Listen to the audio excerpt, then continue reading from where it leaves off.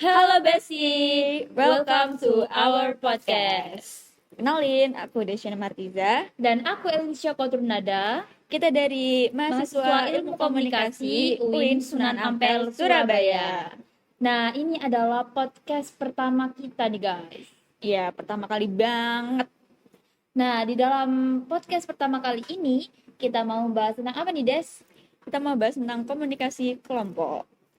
Nah, sekarang ini kan kita membahas tentang komunikasi kelompok.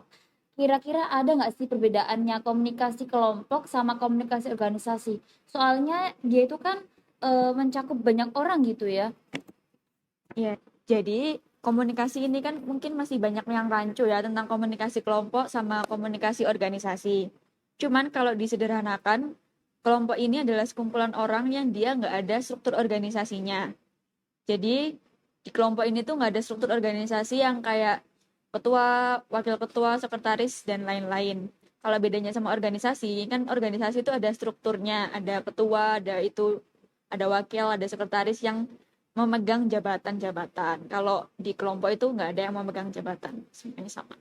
Nah, kalau begitu yang dimaksud dengan komunikasi kelompok ini apa sebenarnya? Jadi komunikasi kelompok itu kita berkomunikasi dengan orang lain, tapi dia tuh berada di dalam suatu kelompok kayak gitu jadinya. Oh, berarti bentuknya ini kayak tetap komunikasi interpersonal ya? Ya, kalau komunikasi kelompok ini bentuknya tuh tetap komunikasi interpersonal kan yang antar individu gitu ya. Tapi individunya tuh yang ada di dalam kelompok tersebut gitu. Nah, kalau gitu apa bedanya komunikasi interpersonal sama komunikasi kelompok itu sendiri? Kalau interpersonal itu belum tentu kita berada dalam satu kelompok. Misal kayak kita berdua nih lagi ngobrol, itu kan interpersonal karena dua orang aja. Nah, kalau maksudnya dari komunikasi kelompok itu, kita tuh berada dalam satu kelompok, tapi kita ngobrolnya sama anggota lain yang ada di dalam kelompok tersebut. Nah, jadi kayak gitu, kita komunikasi antara satu sama lain, tapi dengan orang yang ada di kelompok itu. Terus untuk komunikasi kelompok itu sendiri, ada nggak sih alasan kenapa orang-orang itu mau join atau gabung dalam sebuah kelompok tersebut? Nah, pastinya ada dong alasan-alasan kenapa orang-orang itu bergabung di dalam sebuah kelompok. Nah, alasan yang pertama itu karena adanya daya tarik dari kelompok itu sendiri. Jadi misal dalam sebuah kelompok itu anggotanya ini pada solid, terus kompak, circle-nya juga bagus. Nah, ini nanti akan membuat orang yang melihat itu tertarik untuk bergabung kayak, ih enak banget ya kelompoknya pada solid, kompak gitu. Nah, itu bisa menjadi daya tarik tersendiri untuk kelompok itu. Nah, iya, iya. Oke, terus ada apa lagi nih? Nah, yang kedua ini ada daya tarik karena anggota. Jadi dia tertarik bergabung di dalam sebuah kelompok itu karena anggotanya. Mungkin dari anggotanya itu ada yang cantik, Ada yang ganteng gitu ya. iya bener, terus good looking, pinter. Nah, itu jadi dia niat untuk bergabungnya itu karena anggotanya. Sekalian juga buat apa bisa deket-deket sama si A gitu. Terus ada lagi nggak nih? Nah, ada lagi selanjutnya ini adalah daya tarik karena aktivitas kelompok. Jadi dia bergabung itu karena kelompok ini melakukan sesuatu kegiatan yang membuat dia tertarik untuk bergabung. Nah, contohnya kayak gimana tuh? Nah, contohnya misal sebuah kelompok relawan ya, relawan untuk pembagian buku atau mungkin mengajari anak-anak yang ada di desa atau pelosok. Nah, itu bisa jadi daya tarik tersendiri. Nanti orang-orang yang lihat itu kayak enak banget ya gabung di kelompok itu, jadi pengen gabung deh. Soalnya bisa menjadi salah satu dari relawan tersebut itu. Oke, kita udah membahas tentang alasan orang bergabung. Nah, kalau komunikasi kelompok sendiri, ada jenis-jenisnya nggak sih? Ada juga dong. Jadi jenis-jenis kelompok itu ada tiga. Yang pertama ada formal dan informal. Yang kedua ada sekunder dan primer. Dan yang terakhir itu ada deskriptif dan preskriptif. Nah, itu kayak gimana tuh? Bisa tolong dijelasin nggak? Nah, bisa banget. Nah, kita jelasin mulai dari yang pertama ya, yang formal dan informal. Jadi kalau formal, kelompok formal itu dia ini lebih kepada organisasi yang bentuk Jadi di dalam sebuah organisasi yang tadinya mempunyai struktur dan sebagainya itu mempunyai atau membentuk sebuah kelompok yang memang diatasnamakan organisasi. Tapi itu bukan komunikasi organisasi ya. Bukan, ini kelompok. Orang-orangnya juga sebagian kecil, tidak seluas organisasi, tapi dia itu berada di dalam sebuah organisasi. Gitu. Jadi biasanya juga terjadi karena adanya tujuan tertentu gitu. Misalnya kayak gimana tuh? Nah, misalnya kita kasih contoh kayak organisasi pramuka gitu ya. Nah, misal organisasi pramuka tadi mau mengadain acara camping. Nah, di situ dibentuk sebuah kelompok yang nantinya akan mengurus kegiatan tersebut. Jadi kayak nanti kamu ya yang sewa tempatnya, nanti kamu ya yang sewa tendanya gitu. Dan itu juga sifatnya tidak tidak ini ya, sifatnya Permanen. tidak permanen. Dia hanya sementara gitu sifatnya. Oh, oke. Kalau kegiatannya udah selesai ya udah kelompoknya udah bubar gitu. Itu Oh. yang formal. Kalau yang informal kayak gimana tuh? Nah, kalau yang informal itu dia pure dibentuk bukan karena organisasi, tapi karena individunya masing-masing. Jadi tetap tapi dia tidak mempunyai struktur kepengurusan. Jadi kalau kayak contoh itu apa ya? Ibu arisan. Nah, itu termasuk kelompok Informal. informal ini. Iya, benar. Informal. Untuk yang kelompok primer sama sekunder kayak gimana tuh? Nah, kalau yang primer ini biasanya kelompok anggotanya ini sering bertemu. Jadi kayak teman tongkrongan, terus Keluarga gitu ya. iya keluarga juga termasuk. Nah, jadi kayak dia itu kelompok utama kita gitu loh. Jadi dimanapun kita tinggal atau kita tuh sering menghabiskan waktu dan istilahnya mengukir kenangan gitu ya itu sama mereka gitu. Jadi eh, lebih sering gitulah, lebih sering kita jumpai gitulah gampangannya. Kalau pacar bukan ya, karena cuma berdua ya. Iya, pacar cuma berdua kan karena kelompok itu harus 3 orang gitu. Kalau sama pelakor sih enggak deh kayaknya ya. Atau sekarang yang lagi rame ini series layangan putus gitu. Iya, Mas Aris ya. Iya, Mas Aris sama It's Mbak my dream, Vina Mas. Kapadokia. Terus untuk yang sekunder gimana tuh? Nah, kalau yang sekunder ini kebalikannya primer. Yang sekunder ini orang yang jarang ketemu, terus tiba-tiba kita ketemu berkumpul karena adanya sebuah kondisi. Nah, kalau sekunder ini kan eh, dia tuh lebih mementingkan aspek kepentingan. Nah, kalau yang primer tadi itu kan lebih mementingkan aspek hubungan gitu. Nah, Contohnya kayak gimana? oh ya, kalau contohnya itu apa ya? Misal demo gitu.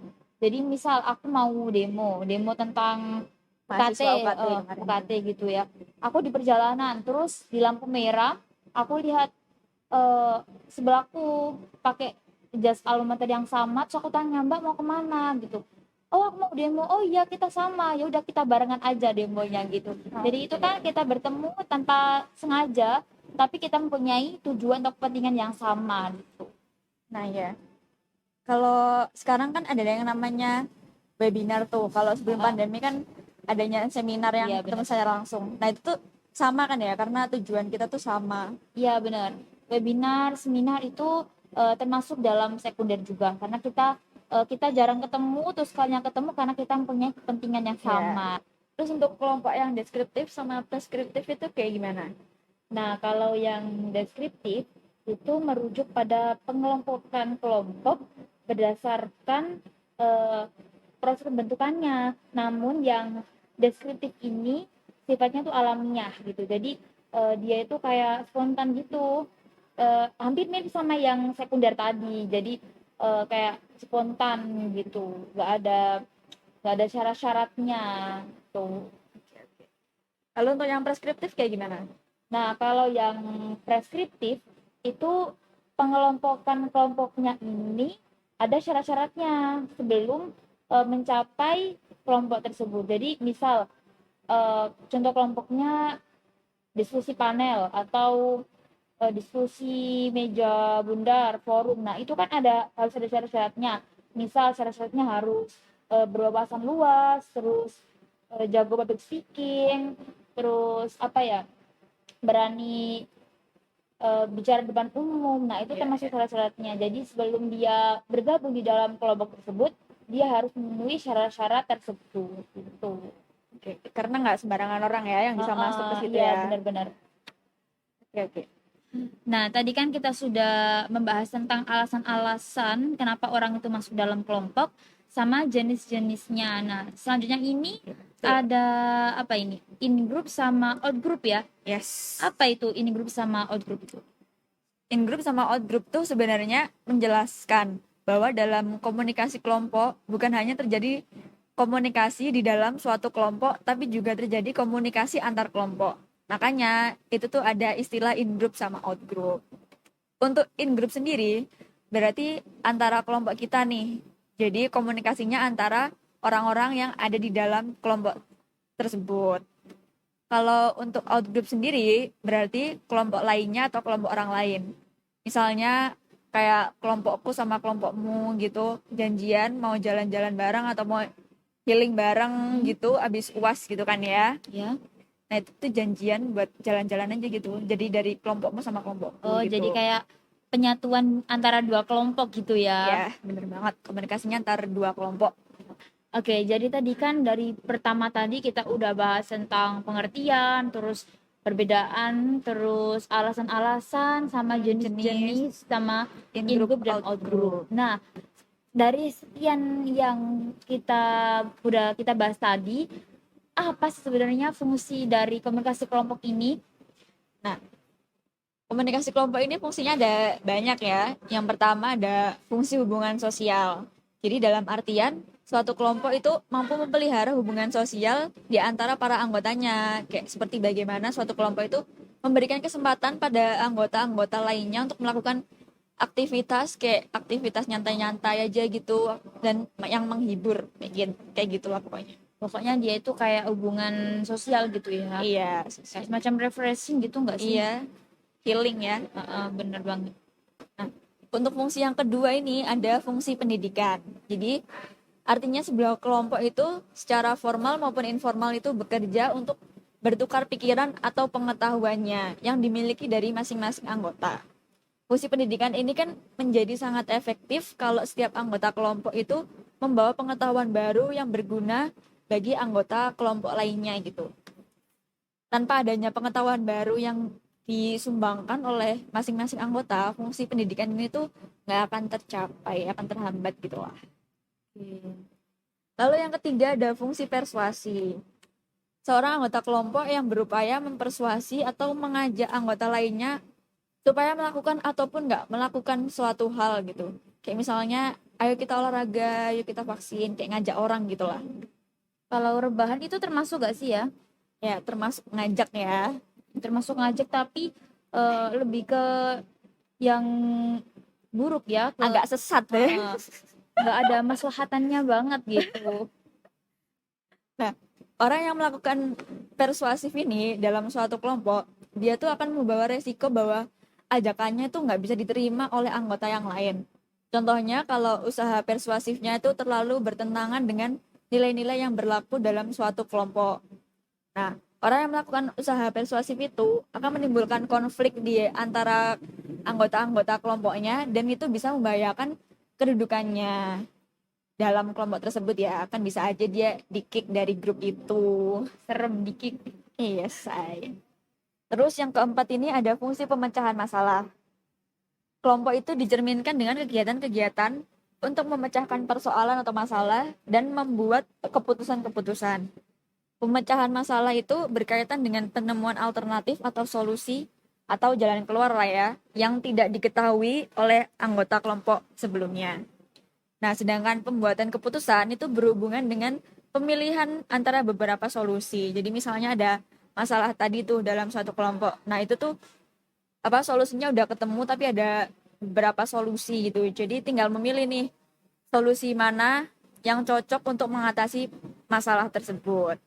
Jadi, dari pemecahan masalah itu menghasilkan suatu bahan untuk pembuatan keputusan. Seperti itu. Terus, yang terakhir nih, ada fungsi terapi. Objek dari kelompok terapi ini adalah membantu membantu setiap anggota atau individu untuk mencapai perubahan personalnya atau perubahan dalam diri individu. Individu tersebut tentunya harus berinteraksi dengan anggota kelompok lainnya agar mendapatkan manfaat. Nah, untuk contoh dari kelompok terapi ini sendiri, ada kelompok penderita narkotika dan kelompok perokok berat.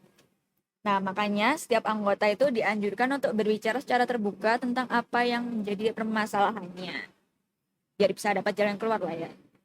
Nah, kan kita tadi udah bahas banyak banget tentang komunikasi kelompok, mulai dari pengertian, perbedaan juga sama ada alasan, alasan, terus jenis-jenis, sampai fungsi komunikasi kelompok. bener banget. Nah, semoga dari pembahasan kita tadi itu bisa dimengerti ya oleh para besti-besti di luar sana. Nah, bener banget nih.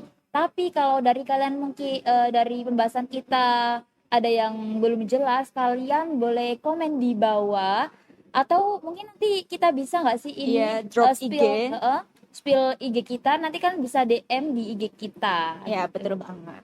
Kita orangnya baik kok. Pasti kita respon.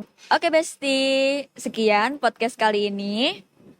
Mohon maaf kalau misal ada pembahasan yang berbelit-belit bahasanya. Kita mohon maaf ya karena ini juga Podcast pertama kita gitu. Jadi agak nervous ya. Jadi doain juga kita bisa membuat podcast yang lebih menarik lagi. Oke, jangan lupa Like, comment, and subscribe. See you. Bye bye.